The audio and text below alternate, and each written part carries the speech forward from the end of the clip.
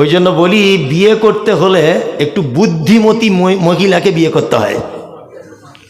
কি বললাম বুঝলেন তো? দেখিতে পলাশ ফুল অতি মনোহর, গন্ধ বিনে সবে তারে করে অনাদর। যে ফুলের সৌরভ নেই, কিসের সে ফুল, কদাচ তাহার মনে মজে না বুলবুল। কাজী নজরুল বলেছেন, পলাশ ফুল মাঠে হয়, দেখতে খুব ভালো লাগে, বাজারে ওর 10 পয়সাও দাম নেই। আছে? নেই, কারণ ওর ঘেরান ভালো নেই, ওর গুণ নেই।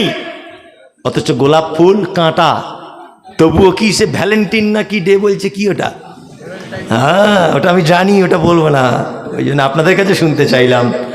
তা ওই দিন একটা গোলাপ নিয়ে শুধু একবার আই লাভ ইউ বলবে, 500 টাকা দাম। একটা গোলাপ 500 টাকা দাম। কারণ কাঁটা আছে ঠিক আছে, কিন্তু ওর গুণ খুব সুন্দর, সেন্ট বা ওর দেখতে রূপ খুব সুন্দর, গুণটা ভালো, তাই না? তো ওই জন্য বলি, বিবাহ করতে গেলে জ্ঞানী মেয়েকে, আল্লাহওয়ালি মেয়েকে করা উচিত। হযরতে জাবের যখন টেনশন করছেন, তখন জাবের স্ত্রী বলছেন, আপনি কেন ভাবছেন? আপনাকে বলছি, আপনি দাওয়াত করেছেন কাকে? তো হযরত জাবের বলছেন, আমি দাওয়াত করেছি আল্লাহ রসুলকে। জাবের স্ত্রী তখন বলছেন, আল্লাহ সাহাবীদের দাওয়াত করেছেন কে? তো বলছে আল্লাহ রসুল। জাবের স্ত্রী তখন বলছেন, আপনি যাকে দাওয়াত করেছেন আপনি ওই মানুষের টেনশন করুন, আর আল্লাহ রসুল সাহাবীদের দাওয়াত দিয়েছেন, আল্লাহ রসুল বুঝবেন ওটা, তুমি কেন এত টেনশন করছো? কি মজার স্ত্রী। জাবের যখন চলে যাচ্ছেন, আল্লাহ রসুল বলছেন, জাবের দাঁড়ো, একটা কথা বলে দিই, তোমার স্ত্রী যে পাত্রে গোস্ত রান্না করছে, পাত্র আগলা করবে না। 2, যে উনুনে তরকারি রাখা আছে উনুন থেকে নামাবে না। 3, যে রুটিতে তোমার স্ত্রী যে পাত্রে রুটি রাখছে পাত্র খুলবে না। আমি যাচ্ছি। হযরত জাবের তো ভয়ে কাঁপতে কাঁপতে বাড়িতে এক কোণায় বসে আছেন। আল্লাহ রসুল 3000 সাহাবীকে নিয়ে ঢুকছেন, দরজার ফাঁক দিয়ে দেখছেন কে? জাবেরের স্ত্রী। 3000 সাহাবী লাইন দিয়ে আছেন। আল্লাহ রসুল বলছেন, জাবের গোস্তের হাঁড়ি কোথায়? আল্লাহ রসুল, এই রুটির এই। আল্লাহ রসুল বলছেন, 10 জন করে সাহাবীকে ঢোকাও। 10 জন। কতজন? 10 জন। 10 জন সাহাবী এলেন, গোস্ত রুটি আল্লাহ রসুল দিলেন, খেয়ে চলে গেলেন। আবার 10 জন এলেন, খেয়ে চলে গেলেন। আবার 10 জন এলে খেয়ে চলে গেলেন। এইভাবে 3000 সাহাবীর খাওয়া শেষ। 3000। আল্লাহ নবী বললেন, জাবের আর কি কোনো খাবার আছে তোমার স্ত্রীর পাত্রে, তুমি বলো। হযরতে জাবের বলছেন, আল্লাহর নবী গো, এখনো যা খাওয়া আছে আমার পরিবারের সবার খাওয়া হয়ে যাবে। বিশ্ব নবী বলছেন, জাবের তোমার পরিবার আর তোমরা সবাই মিলে খেয়ে নাও। হযরতে জাবের বললেন, আমরা সবাই মিলে খেলাম। তারপরে আল্লাহ রসুল বলছেন, আরো কি কিছু আছে? আল্লাহ রসুল এই কথা বলার পরে জাবের বলছেন, আল্লাহ রসুল এখনো আছে। বিশ্ব নবী বললেন, জাবের তোমার প্রতিবেশীদের ভিতরে বিলি বন্টন করে দাও। হযরতে জাবের বলছেন, প্রতিবেশীদের ভিতরে বিলি বন্টন করে দিলাম। আল্লাহ রসুল আবার বলছেন, জাবের এখনো কি কিছু আছে? জাবের বলছেন, ও দয়ার নবী গো, যেমন প্রথমে গোস্ত আর রুটি যেমনকার ছিল তেমনই আছে। হযরতে জাবের বলছেন, আমার মনে হয় গোটা মদিনা শহরে যদি আমি এই গোস্ত আর রুটি বিলি বন্টন করে দিই, তবুও মনে হয় শেষ করা যাবে না, তবুও শেষ হবে না। একটা অলৌকিক ঘটনা না? আমরা যদি এই রকম ঘটনা শুনতেই চাই, আমার সাহাবীদের কাছ থেকে শুনবো, আবু বকরের জীবনী থেকে শুনবো, ওমরের জীবনী থেকে শুনবো, আব্দুর রহমান ইবনে আওফের জীবনী থেকে শুনবো, জাবেরের জীবনী থেকে শুনবো, আবু হুরায়রার জীবনী থেকে শুনবো রাদিয়াল্লাহু তাআলা আনহুম আজমাইন। আমরা কোন হুজুর কি বলেছে, কোন পীর কি বলেছে, এইসব শুনবো না। কি বললাম বুঝতে পারছেন? একদমই শুনবো না। তাহলে আমরা আনুগত্য করবো কার? আল্লাহ এবং তার রাসূলের, ইনশাআল্লাহ। আমার টাইম শেষ। এখন এটা মাদ্রাসা, মৃত্যু সংবাদ মসজিদের মাইকে ঘোষণা করা যাবে কি না আমার অত বিদ্যা বুদ্ধি নেই, এসব প্রশ্ন আমায় করবেন না। তবে করা যাবে না, এটাই চূড়ান্ত। আচ্ছা, নিজের ফেতরা নিজে বিলি করা ঠিক না সমাজে জমা করা ঠিক? আপনি আমার মতামত জানতে চেয়েছেন, এটা আমি আমার মতামত বলছি যে বর্তমান সমাজের যা অবস্থা, তাতে করে নিজে নিজে করাই ভালো। যা সমাজের অবস্থা, আমি কিন্তু কোনো সমাজ ভাঙতে আসিনি, সমাজের অবস্থাটা প্রথম বলি। আল্লাহ রসুলের হাদিস থেকে যেটা পাওয়া যায়, অনেক মানুষ আমরা ভুল করি, এই ভুলগুলো করবেন না, জেনে যান, অনেক কিছু জানার আছে। কিছু কিছু মানুষ আছে দেখছি নিজে মোস্তানি করে 15টা রমজানের দিন ফেতরা দিয়ে দিয়েছে, আছে না? আচ্ছা, ফেতরাটা দেয় কেন? রোজা অবস্থায়, সিয়াম অবস্থায় ছোটোখাটো ভুল ত্রুটিগুলো ফেতরাটা কি করবে? মেকআপ করবে, তাই না? তা কেউ লোক আছে দেখবেন 20টা রোজায় ফেতরা দিয়ে বসে আছে, আছে না? নেই এরকম লোক? তো এখনও তো ওর 10টা রোজা বাকি আছে, এই রোজাতেও তো ভুল ত্রুটি হতে পারে, ও কি করবে? ফেতরার নিয়ম হচ্ছে, আল্লাহ রসুল যখন ঈদগাহে যেতেন, ঈদগাহে যাওয়ার পূর্বে তিনি ফেতরা দিয়ে তবে ঈদগাহে যেতেন। তবে 2-3 দিন আগে দেওয়া যায়, এতে অনেক ওলামাদের মতামত রয়েছে, গরিব দুঃখীদের সুবিধার কারণে। এখন ফেতরা ফান্ডে জমা করুন, অবশ্যই ফান্ডে জমা করুন, তবে ফান্ডে যারা দায়িত্ব আছেন, আগে ঈদের সলাতের আগে আগে মানুষের বাড়িতে পৌঁছে দিতে হবে। 1.5 মাস ধরে মসজিদে জমা করে রেখে এখনো ফেতরার টাকা বিলি করা হলো না। ফেতরা তো দিতে হবে ঈদগাহে যাওয়ার আগে। তা যে লোকটা ঈদগাহে যাওয়ার আগে আপনার কাছে আমানত রাখতে দিল, আপনি তো খিয়ানত করে দিলেন, আপনি তো আগে বিলি করলেন না। এখন সামাজিক সুবিধার্থে অনেক জায়গাতে এগুলো করা হচ্ছে, আপনার বেনাদহতে, বহরমপুর, আপনার বেলডাঙ্গাতে নয়, আমার গ্রামেও সব জায়গায় একই অবস্থা। আমি কি বলছি, ফান্ডেই জমা করুন, সমাজেই জমা করুন। সমাজের অবস্থা যদি এই বোঝেন যে ঈদের সালাত হয়ে গেল 15 দিন এখনো ফেতরা জমা আছে, তাহলে আমি বলবো একাই দেন।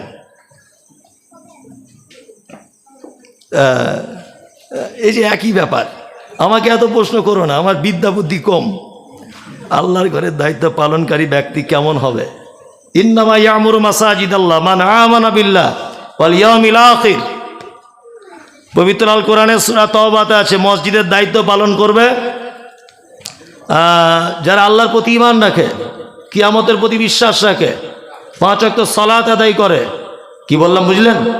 আল্লাহ ছাড়া কাউকে ভয় করে না, ওয়ালাম ইয়াখশা ইল্লাল্লাহ, শুধু আল্লাহকেই ভয় করে। এই সমস্ত মানুষ দ্বারাতেই মসজিদ পরিচালনা করতে হবে। এখন আমাদের তো এই সমস্ত মানুষের প্রয়োজন নেই, গ্রামে যা টাকা বেশি সে চালাবে সব জায়গাতে, এসব আর আপনাদের বলা লাগবে না, সব জায়গাতে, আমার গ্রামেও তাই, আপনার গ্রামেও তাই। মৃত্যু ব্যক্তিকে কেন্দ্র করে বেদাত ও কুসংস্কারগুলি কি কি? কুসংস্কার কি কি? অনেক আছে, আপনার এলাকায় কি আছে জানি না। মৃত মানুষকে কেন্দ্র করে অনেক কুসংস্কার আছে। এবার আপনার এলাকায় কোন কুসংস্কার চলছে আমি কি করে বুঝবো? এটা তো একটা বিষয়। তাতে করে কিছু কিছু এলাকায় যেমন চলে, মারা গেলে, যার স্বামী মারা গেছে তাকে শাড়ি জামা কাপড় দেয় পাড়া প্রতিবেশী, এসব আছে আপনাদের দিকে? আছে, আছে। তো ওর শাড়ি জামা কাপড়ে এত এত দরকার কিসের? এগুলো একটা কুসংস্কার। কি বললাম বুঝলেন না? আর যেগুলো হাদিসে আছে সেই ব্যাপারে আমাদের আগ্রহ নেই। যেমন এনার আব্বা মারা গেল, বোঝানোর জন্য বলছি, এনার আব্বা মারা গেছে, ওনার পাশে আমার বাড়ি, আমার উচিত যে ওনার বাড়িতে 3 দিন চুলো জ্বলবে না, আমি একদিন খাওয়াবো ওনার পরিবার সবাইকে, যাতে ওনার শোকের মধ্যে আছেন, কষ্টের ভিতরে আছেন, উনি একদিন খাওয়াবেন, আর একজন একদিন খাওয়াবেন। কি বললাম বুঝলেন না? এটা হচ্ছে সিস্টেম। কিন্তু মানুষ মারা যাবার পরেও যেন কিছু মানুষের উপরে জুলুম চাপিয়ে দেওয়া হচ্ছে, হচ্ছে না? যারা কবর খনন করেছে তাদের একদিন দাওয়াত করে খাওয়ানো, তাদের লুঙ্গি গেঞ্জি দেওয়া, সব হাবিজাবি এলাকা ভিত্তিক আছে, আছে না? অনেক দিকে আছে, এগুলো অনেক কুসংস্কার আছে। আর একজনা বলছেন যে মসজিদের মাইকে মৃত মানুষের খবর দেওয়া যাবে কিনা। এই ব্যাপারে আমি এতটুকু বলবো যে প্রথমে দেখতে হবে মারা গেছে কে, কে মারা গেছে। একটা কথা মাথায় রাখবেন, একটা মানুষের সালাত, নামাজ, একদম গোদা বাংলায় বলছি, নামাজ ফরজ হয় কত বছরে? 7 বছর থেকে শুরু হয়। 7 বছর শুরু হচ্ছে, 10 বছর 12 বছর তার সালাত ফরজ হয়ে গেল। আমি 10 বছরে ফরজ, তাই তো? লোকটা মারা গেল 70 বছরে, তাহলে নামাজ ফরজ অবস্থায় লোকটা কতদিন ছিল? 60 বছর। 60 বছর লোকটা নামাজ পড়েনি, বেনামাজি, অর্থাৎ মসজিদের পাশেই লোকটার বাড়ি, তাই না? ওই লোকটা মারা গেল। তবে লোকটা খুব সম্ভ্রান্ত মানুষ। সম্ভ্রান্ত কোন দিক দিয়ে? টাকা পয়সা অনেক আছে, 3টে ছেলে IPS অফিসার, আর বিশাল বাজারের দোকানপাট আছে, কিন্তু লোকটা নামাজ পড়তো না। এমনি ভালো লোক, নামাজ পড়তো না। বুঝে নেন আপনি কেমন ভালো লোক। লোকটা মারা গেল। এখন গ্রামের মসজিদে মার্বেল পাথর ওনার টাকায় দেওয়া, মাইকের মেশিনটা ওনার টাকাতেই কেনা, ইমামের বেতন বেশিরভাগ উনিই দিতেন। এখন মুয়াজ্জিন সাহেব ফজরের পরে বলছেন আসসালামু আলাইকুম।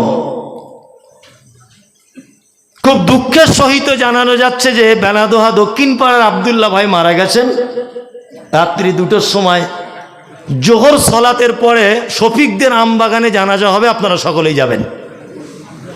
ভালো করে বুঝবেন, এ যে হেঁকেছে ফেরেশতার পাছার চামড়া তুলে দিবে। কি বললাম বুঝলেন না? চামড়া তুলে দিবে। তুই বিয়াদবি করার জায়গা পাও না। মসজিদের মাইক কি আইসক্রিমওয়ালাদের মাইক নাকি? 60 বছর ওই লোকটার কানে আল্লাহ মুয়াজ্জিনকে দিয়ে ঘোষণা দিয়েছে হাইয়া আলাস সালাহ মসজিদায়।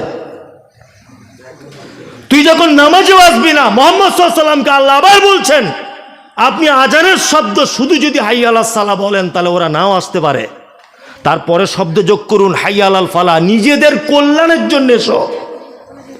60 বছর তোমার কানে মসজিদের মাইকে আজান গেল, তুমি মাথা ঠোকার সুযোগ পেলে না।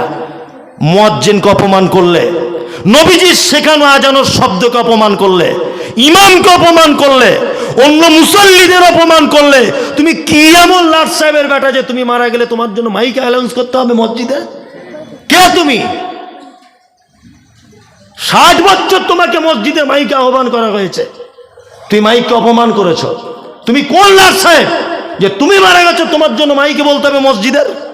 একদম বলবেন না, একদম বলবেন না।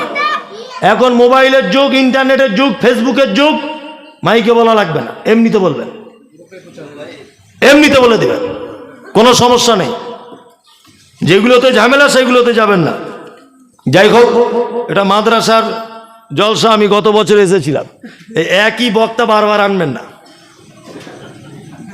গত বছর এসেছিলাম আমি, এবার এসেছি, আবার 4-5 বছর পরে খোঁজ লাগাবে। একই বক্তা বারবার আনা যাবে না, আনলে ইমেজ নষ্ট হয়। আবার 4-5 বছর, 4-5 বছর পরে আবার অন্য বক্তা আসবে। যাই হোক, তা মাদ্রাসার আদায়ের জলসা, তা আমি তো ওইরকম আগে আদায় টাদায় করতাম, এখন সেইভাবে আর করি না। তো আপনাদেরকে আমি এতটুকু কথা বলে দিতে পারি, সেটা হচ্ছে এই। আচ্ছা, ছোট্ট করে আমি একটা হাদিসের ঘটনা বলবো কি? ছোট্ট করে, খুব চমৎকার। টাইম যদিও আমার শেষ। আচ্ছা, মাশাআল্লাহ, ওটার বলা হলো না। আজাদ মণ্ডল, সভাপতি, বেলডাঙ্গা 1 নম্বর ব্লক, উনি দিচ্ছেন 50,000 টাকা। আল্লাহুম্মা সাল্লি আলাইহি আল্লাহুম্মা বারিক আলাইহি। আব্বা মায়ের জন্য দোয়া চেয়েছেন। মাশাআল্লাহ, উনি আসেন। আর আমি যে বাড়িতে আজকে খাওয়া দাওয়া করলাম, উনি কে? ওই ভাইটা এসছেন, এই যে, আলহামদুলিল্লাহ, মানে যা খাইয়েছে, মানে সাংঘাতিক ব্যাপার, আর বলা যাবে না। ওনার নাম হাসান ভাই, তাই তো? হাসান জামিল। উনি কত? 1.5 লক্ষ টাকা, তাই তো? না না, আপনি ঘরে বলেছেন 1.5 লক্ষ টাকা। দেন, বারাকাল্লাহ, দিয়ে আল্লাহ কোন দিক দিয়ে দেন, ম্যানেজ করে দেন। শুনুন, একটা এই আংটি খুলতে হবে, সোনার আংটি তো হারাম, পুরুষ মানুষের পরা যাবে না। আল্লাহর কসম, আপনাকে ভাই আমি অপমান করিনি, আপনাকে দিনই ভাই বলে দিলাম। তুমি শোনা, হ্যাঁ, তুমি তো নিজেই শোনা। আর বন্ধু হচ্ছে সেই, বন্ধু হচ্ছে সেই যে বেঁচে থাকা অবস্থায় আপনার ভুল ধরিয়ে দেয়, এ আপনার অরিজিনাল বন্ধু। আর শত্রু সেই যে মারা যাওয়ার পরে আপনার পিছনে সমালোচনা করে। আপনার বন্ধু হয়ে বলে দিলাম, আপনি সোনার আংটি কেউ ব্যবহার করিয়েন না, আপনাদের জন্য হারাম, চিরতরে হারাম। তাহলে আজাদ ভাই 1.5 লক্ষ টাকা, হাসান ভাই আপনি 1 লক্ষ টাকা করে দেন। আপনি কি করেন? বেলডাঙ্গা চেয়ারম্যান, টাকা তো সব আপনার কাছে আসবেন, দিতে হবে আবার। হাতে প্রশ্ন আর করিও না, বলছি একটু পরে। আজাদ ভাই 1 লাখ। মানে সব জায়গায় দিতে হচ্ছে, প্রতিটি যে দিতে হয়, গোটা বেলটাকে 13টা জিপে আমার, বুঝতে পারছি। 85 বলবেন বড়ুয়াতে ফোন করেছিল, ওদের সাথে কথা হয়েছে আপনার? টোটালটা আমাকে ই করতে হয়, বুঝতে পারছেন স্যার। 50,000 থাক, পরে যখন পারলে দিয়ে দেবো। মাইকগুলো দোয়া করে দেবেন। মা আজাদ মণ্ডল সভাপতি বেলডাঙ্গা 1 নম্বর 50,000। আর হাসান ভাই উনি দিয়েছেন 1.5 লক্ষ টাকা। একটা কথা বলে রাখছি যে আমাদের মুসলিমদের ভিতরে, বিশেষ করে আমাদের ভিতরে 1 লাখ করে দিই, 1 লাখ। মানে অন্য দেখতে হয়। আচ্ছা আচ্ছা, উনি 1 লাখ টাকা দেবেন আলহামদুলিল্লাহ। নিজের টাকা 1 লাখ টাকাটাও মানে প্রতিশ্রুতি দেবো, এটাও খুব কঠিন, কঠিন নয়? 2 টাকা 5 টাকা পড়ে গেলে মানুষ 4 বার লাইট নিয়ে খোঁজে, আর 1 লাখ টাকা এটা কম নয়। আল্লাহ ওনার মালে তুমি বরকত দান করো, আমিন আমিন বলুন, আমিন। সব থেকে বড় দোয়া আমার পক্ষ থেকে এটা যে আল্লাহ তুমি ওনাকে দিনের জন্য কবুল করে নাও, আমিন। যারা আল্লাহ যাদের অর্থ দিয়েছে তাদের জন্য সবসময় দোয়া করবেন যে আল্লাহ দিনের জন্য ফেরত আনো। ওনারা যদি দিনের রাস্তায় চলে আসে অনেক বড় কাজ হবে ওনাদের দ্বারাতে, দিনের। কি বললাম বুঝলেন? অনেক কাজ হবে। হাসান ভাইকে বলবো, আজাদ ভাইকে বলবো 5 ওয়াক্ত সালাত আদায় করুন, নামাজ পড়ুন ভাই। জি ইনশাল্লাহ নামাজটা পড়ুন ভাই, হাসান ভাই, ঠিক আছে? তাছাড়া কিন্তু অবস্থা খারাপ হয়ে যাবে। সালাত আদায় করুন। আর কেউ এরকম লোক আছেন? 50,000 কে আছেন? আর বেনামি পিতামাতা দাদু দাদির নামে 50,000 দিয়েছেন। তো উনি বেনামি যখন দিয়েছেন আর বলে লাভ নাই। আচ্ছা, শাহিনুর মির্জাপুর উনি 3,000 টাকা দিয়েছেন। তানজিলা বিবি 100। আচ্ছা, সানাউদ্দিন মাস্টার ও সালাউদ্দিন মাস্টার 10,000 টাকা। আল্লাহুম্মা সাল্লি আলাইহি আল্লাহুম্মা বারিক আলাইহি। হাবিবুল্লাহ দেবকুন্ডু 2,000। আর পিন্টু কি এটা দলুয়া, উনি দিয়েছেন 1,000। মুনাইয়ের হাত দিয়ে 160 টাকা। এরকম খুচরো খাচ্চা দান আছে। সওম ও সাইদের হাত দিয়ে আদায় হয়েছে 35,240 টাকা। আতিবুর মৃত পিতার নামে দিয়েছেন 200 টাকা। আমি একটা ছোট্ট হাদিসের অংশ আপনাদের সামনে বলতে চাইছিলাম, বললে অনেকটা দানের ব্যাপারটা ভালো হবে, এটা আপনাদেরই উপকার হবে ইনশাল্লাহ। আচ্ছা, আল্লাহ রসুল সাল্লাল্লাহু আলাইহি ওয়াসাল্লাম পৃথিবী থেকে চলে গিয়েছিলেন কি বারে? সোমবার। সোমবার। সোমবারের আগে বৃহস্পতিবার, এই বৃহস্পতিবারে আল্লাহ রসুল মসজিদে নববীতে এশার সলাত জীবনের শেষ ইমামতি করেছিলেন। এগুলো খুব ইম্পর্টেন্ট, ইসলামিক বিভিন্ন কুইজে আপনাকে ধরলে বলতে পারবেন। তাহলে আল্লাহ রসুল জীবনের শেষ ইমামতি করেছিলেন কোন ওয়াক্তে? এশার ওয়াক্তে। কি বার? বৃহস্পতিবার। আর শেষ রেকাতে যে আয়াতের অংশ দিয়ে আল্লাহ রসুল নামাজ শেষ করেছিলেন, আয়াতটি ফাবিআইয়ি হাদিসিম বাদাহু ইউমিনুন। কি বললাম বুঝলেন? এই আয়াতটি দিয়ে আল্লাহ রসুল সাল্লাল্লাহু আলাইহি ওয়াসাল্লাম তারপরে বাড়ি চলে এলেন, অসুস্থতার মধ্যে পড়ে গেলেন। ফজরে আজান দিলেন কে? হযরতে বেলাল। আল্লাহ রসুল সাল্লাল্লাহু আলাইহি ওয়াসাল্লাম উঠলেন, ওঠার পর অজু করলেন, বেহুশ হয়ে পড়ে গেলেন। দ্বিতীয়বার হুঁশ এলো, আল্লাহ রসুল আবার অজু করলেন, আবার পড়ে গেলেন। তৃতীয়বার আল্লাহ রসুল আবার চেষ্টা করছেন ওঠার। আম্মা জান আয়েশা আল্লাহ রসুলের অবস্থা বুঝে বলছেন, আল্লাহ রসুল আপনার পক্ষে আর সম্ভব নয়। তখন আল্লাহ রসুল বলছেন আয়েশাকে ইশারা করে, তোমার আব্বাকে বলো ইমামতি করতে যেতে। হযরত আয়েশা ব্যাপারটা একটু আপত্তি জানালেন যে আল্লাহ রসুল আপনি আমার আব্বাকে ইমামতি করতে বলছেন, অন্যান্য সাহাবীগণ রাগ করবেন। আপনি আমার কাছে আছেন, সবাই ভাববে আয়েশার কাছে আছে বলে হয়তো আয়েশা বলে দিয়েছে, এরকম ব্যাপার। যখন এই কথা বললেন তখন আল্লাহ রসুল অসুস্থ অবস্থায় একটু রাগান্বিত ভাব নিয়ে আয়েশাকে বলছেন, আয়েশা আরে আমি যেটা বুঝি তুমি কি সেটা বোঝো? আমি আমি চাইছি আবু বক্কর ইমামতি করবে। হযরত আবু বক্করকে বলা হলেন, হযরত আবু বক্কর রাদিয়াল্লাহু তাআলা আনহু ইমামতির জায়গায় চলে গেলেন, কিন্তু মন চাইছেন না। রাসূল বেঁচে আছেন আর আবু বক্কর ইমামতি। আল্লাহ রাসূল সাল্লাল্লাহু আলাইহি ওয়াসাল্লাম বেঁচে থাকা অবস্থায় 17 ওয়াক্তের, কত ওয়াক্তের? 17 ওয়াক্তের ইমামতি করেছিলেন হযরত আবু বকর সিদ্দিক রাদিয়াল্লাহু তাআলা আনহু। 17 ওয়াক্তের ইমামতি করছেন আর খুব কাঁদছেন, বুঝতে পারছেন। আল্লাহ রাসূল সাল্লাল্লাহু আলাইহি ওয়াসাল্লাম যেতে পারছেন না। শুক্রবারটা পার হয়ে গেল, বৃহস্পতিবার পার হয়ে গেল, শনিবারের দিন হযরত আবু বকর ইমামতিতে গেলেন। যাওয়ার পরে আল্লাহ রাসূল উঠে দাঁড়ালেন আস্তে আস্তে, খুবই অসুস্থ। উঠে দাঁড়ানোর পরে আয়েশাকে ডেকে বলছে, আয়েশা একবার মসজিদে নববীর দিকে জানালার পর্দাটা একটু সরিয়ে দাও। আম্মাজান আয়েশা জানালার পর্দা ছড়ালেন। আল্লাহ রাসূল দেখছেন আবু বকর ইমামতিতে জমাত হচ্ছে। আল্লাহ রাসূল হাউ হাউ হাউ হাউ করে কাঁদলেন। আম্মাজান আয়েশা বলছেন, আল্লাহ রাসূল আপনি কাঁদছেন কেন? আল্লাহ রাসূল বলছেন, আয়েশা তুমি যে সারিবদ্ধ কাতার দেখতে পাচ্ছ, এই সালাতের প্রতিষ্ঠার কারণে কত যে মার খেতে হয়েছে। আজকে আমি পৃথিবী থেকে চলে যাবার আগেও বুঝতে পারছি আমার সাহাবীরা সালাত ধরে রেখেছেন। মারা যাবার আগে আল্লাহ রাসূল বারবার বলেছেন, আসসালাত আসসালাত ওয়া মা মালাকাত আইমানুকুম, সাহাবীরা সালাত ছেড়ে দিও না। বাড়ির দাস দাসীদের সাথে, স্ত্রীদের সাথে অসৎ ব্যবহার করো না। বারবার আল্লাহ রাসূল এই কথা বলছিলেন। আল্লাহ রাসূল আয়েশাকে বলছেন, আয়েশা কাউকে দুজনকে ডাকো না। দুজনকে ডাকা হলো সাহাবীদেরকে। আল্লাহ রাসূল দুইজন সাহাবীর কাঁধে হাত দিয়ে মসজিদে নববীর ভিতরে ঢুকছেন। হযরত আবু বকর বুঝতে পেরেছেন যে পিছনে আল্লাহ রাসূল আসছেন। হযরত আবু বকর পিছনে চলে আসার মনস্থির করলেন। আল্লাহ রাসূল আবু বকরকে ডেকে বলছেন, আবু বকর ওইখানে, ইশারা করে বলছেন ওইখানে দাঁড়াও, ওইখানে দাঁড়াও ইমামতির জায়গাতে।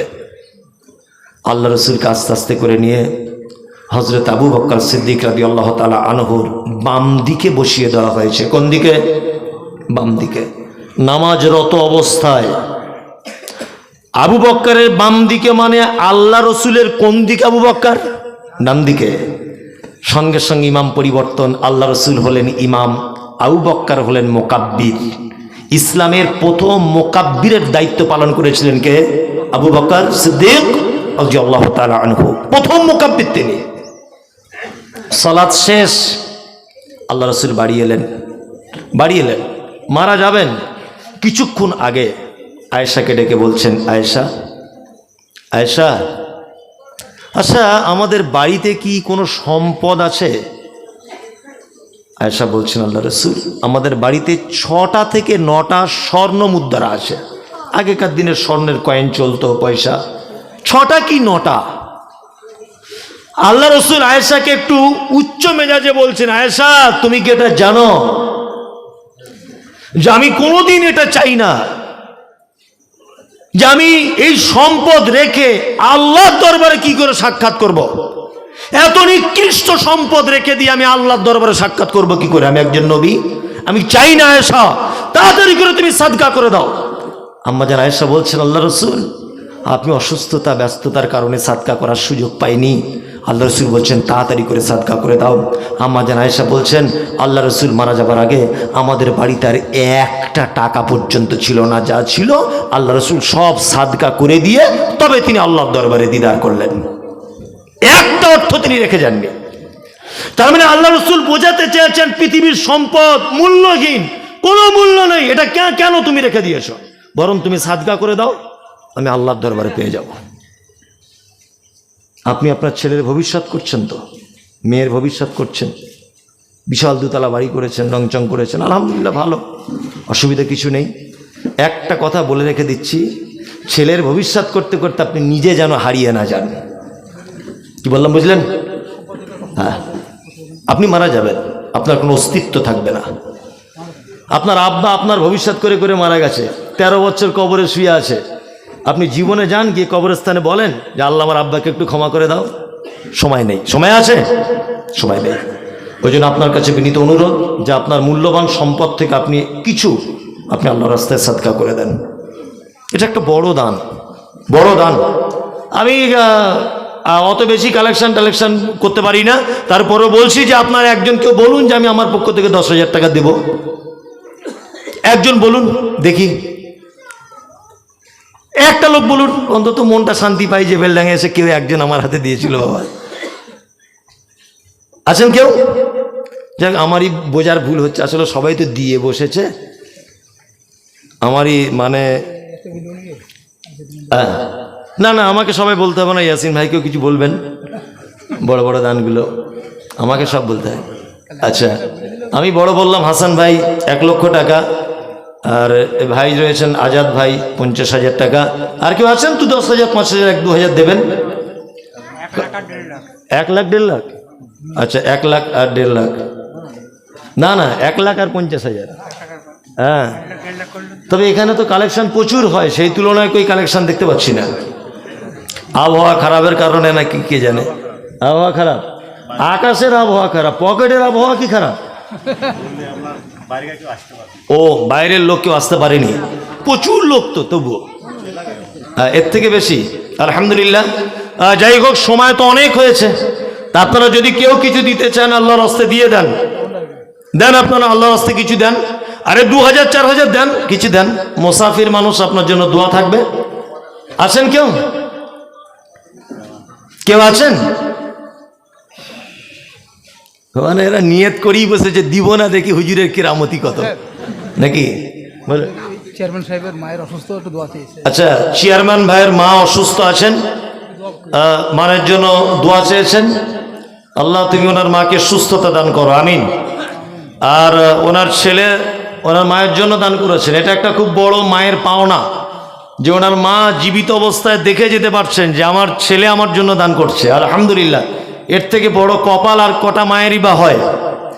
উনি ওনার মায়ের জন্য দোয়া চেয়েছেন। আমি এতটুকু দোয়া করব যে ওনার মা, মানে আমার মায়ের বয়সী মাকে আল্লাহ তুমি শিফা দান করো। পৃথিবীর সব থেকে বড় ডক্টর তুমি, সব থেকে বড় মানে শিফা দানকারী তুমি।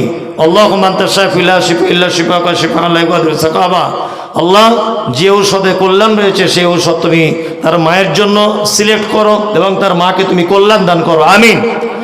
হাসান ভাই দান করেছেন 1 লক্ষ টাকা, আল্লাহ তুমি ওনার দানকে কবুল করো, ওনার মালে বরকত দান করো, আমিন। ও, মুখলেসুর রহমান মোল্লা 10,000 টাকা, মাশাআল্লাহ। মুখলেসুর রহমান মোল্লা ভাই 10,000 টাকা, আল্লাহ তুমি তার দানকে কবুল করে নাও, আমিন। তুমি আসমানে থাকো প্রভু, আমি জমিনে। তুমি আসমানে থাকো প্রভু, আমি জমিনে। তবু তোমারি প্রেম জমে হৃদয় গহীনে। আমি তোমারি গোলাম গো, অন্য কারণা।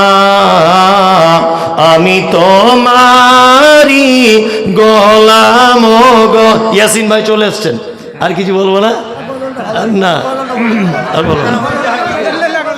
অন্য কারণা আলিমুল গায়ব তুমি, মালিক রব্বানা। আল্লাহু আল্লাহু আল্লাহু আল্লাহ। তুমি আসমানে থাকো প্রভু, আমি জমিনে। তবু তোমারি প্রেম জমে হৃদয় গহীনে। আমি তোমারি গোলাম গো, অন্য কারণা। আলিমুল গায়ব তুমি, মালিক রব্বানা। আল্লাহু আল্লাহু আল্লাহু আল্লাহ। তোমার তোমারই রহম ছাড়া বাঁচা বড় দায়, কঠিন দিনে কঠিন ক্ষণে বাঁচিয়ে রাখো গো আমায়, কত শত ভুল মাফ করে দাও, কত শত ভুল মাফ করে দাও, জানা কি অজানা তুমি আসমানে থাকো প্রভু, আমি জমিনে। আসসালামু আলাইকুম ওয়া রাহমাতুল্লাহি ওয়া বারাকাতুহু।